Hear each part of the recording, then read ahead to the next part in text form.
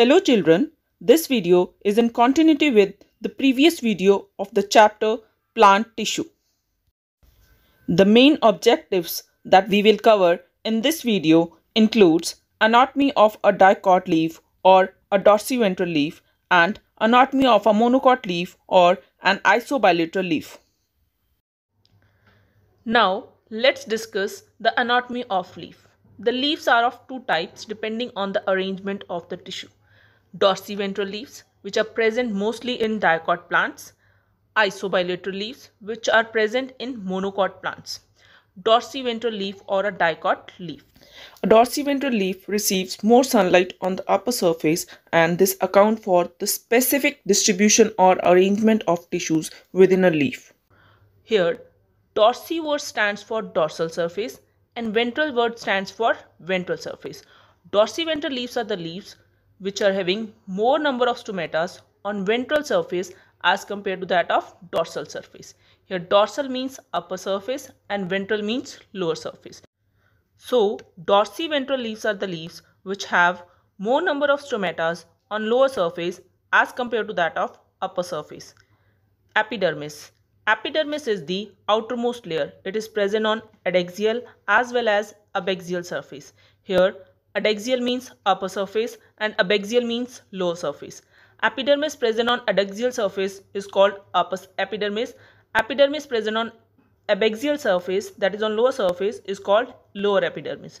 Epidermis consists of a single layer of compactly arranged living cells. Intercellular spaces are absent and chloroplast is also absent. The outermost walls of epidermal cells are cutinized. Cutin is present in the form of a layer called cuticle. The cuticle present on upper epidermis is comparatively thicker than the cuticle present on lower surface. Cuticle checks the transpiration. Stomata are present on the epidermis and the number of stomata varies in case of dorsiventral leaf. Stomata controls the exchange of gases and escape of water vapor. Epidermal hair may be present or absent. Epidermis protects the inner tissue. It checks transpiration. It regulates the exchange of gases between internal atmosphere of leaf and external atmosphere. Next is mesophyll cells.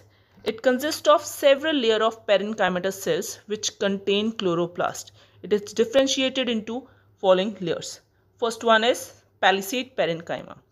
Palisade Parenchyma is present beneath the upper epidermis. It consists of elongated and columnar cells. You can see here in this diagram, these elongated cells are called palisade mesophyll. Palisade parenchyma is present beneath the upper epidermis. You can see here these green colored elongated cells. These represent palisade parenchyma. The cells are arranged in one or two layers at right angle to the upper epidermis. If present in two layers, the cells of outer layer are long and elongated and the cells of inner layer are short. Cells are thin walled and are closely packed. Intercellular spaces are present but they are narrow. These cells contain numerous chloroplasts which are present close to the cell wall. Palisade parenchyma carries out photosynthesis and synthesizes the food material. Next is spongy parenchyma. Spongy parenchyma is present between palisade parenchyma and lower epidermis. The cells are irregular in shape and loosely arranged. Intercellular spaces are many and are broad. The cells contain chloroplast. The color of upper surface is different from the color of lower surface as the number of chloroplast in palisade parenchyma is more than that of spongy parenchyma. Hence, the lower surface of the leaf is pale green in color and the upper surface of the leaf is dark green in color. The cells of spongy tissue carry out photosynthesis and synthesize food materials. The intercellular spaces of spongy tissue helps in aeration. After this, next is vascular bundles. Vascular bundles are distributed within the mesophyll cells. They are arranged in the form of veins. The veins give mechanical support and helps in conduction of water, mineral ions and food material. Vascular bundles present at the base of leaf lamella are broader and those are present on the apex are narrower. The vascular bundles are conjoint, collateral and closed type. Each vascular bundle shows xylem towards the upper epidermis and phloem towards the lower epidermis. Xylem and phloems are present side by side on the same radii. Hence, bundles is described as conjoint and collateral. Cambium is absent between xylem and phloem, hence the bundle is described as closed type. Xylem consists of xylem vessels, xylem tracheids, xylem fibers, and xylem parenchyma. Xylem consists of one or two tracheids and they show annular or spiral thickening. Sometimes it may consist of one tracheids. Phloem consists of narrow sieve companion cells and phloem parenchyma. Phloem may be absent in ultimate branches. Each vascular bundle is surrounded by single layer of parenchymatous cells. This layer is called as bundle sheath. The cells are compactly arranged, which means that there is no intercellular space that is present between bundle sheath cells. The cells may or may not contain chloroplast. The bundle sheath extends on both the sides of epidermis. This extension are called bundle sheath extension. The extensions are parenchymatous. They help in conduction of material between the vascular bundles and mesophyll cells. This is all about the structure of a dicot leaf. Now, let's discuss the structure of isobilateral leaf or monocot leaf. An isobilateral leaf receives almost same amount of sunlight on both the sides. Here word iso means same, bi means two, lateral means surfaces. So, an isobilateral leaf is a leaf on which stomata are equally distributed on both the surfaces. The mesophyll is not well differentiated into palisade and spongy parenchyma. First, let's discuss the structure of isobilateral leaf. It consists of epidermis. Epidermis is the outermost layer. It is present on both adaxial as well as abaxial surface. The epidermis present on adaxial surface is called upper epidermis and the epidermis which is present on abaxial surface is called lower epidermis. Epidermis consists of single layer of cells. The cells are living, tubular in shape and compactly arranged. Chloroplast is absent. The outer wall of epidermal cells are cutinized. The cutin forms a layer called cuticle. Cuticle checks transpiration. Stomata are present on both the epidermal layers almost equally. Beneath the stomata are present air chambers. Stomata controls exchange of gases and escape of water vapor. Epidermal hairs may be present.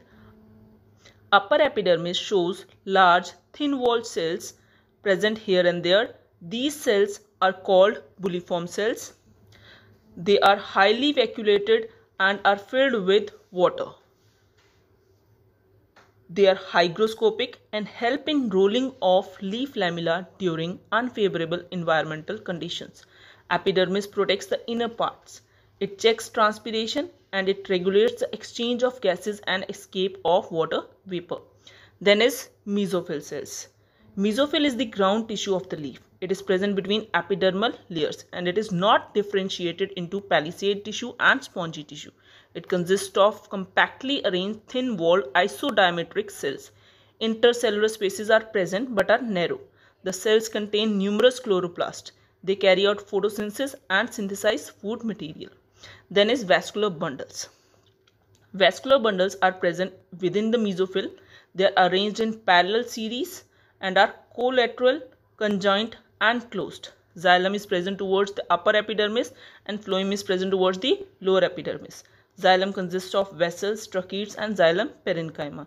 It helps in conduction of water and mineral ions. Phloem consists of sieve tube and companion cells and helps in conduction of food material. Each vascular bundle is surrounded by a bundle sheath. It is parenchymatous. The cells are large, thin-walled. They contain chloroplast. Bundle sheath extends on both sides of epidermis.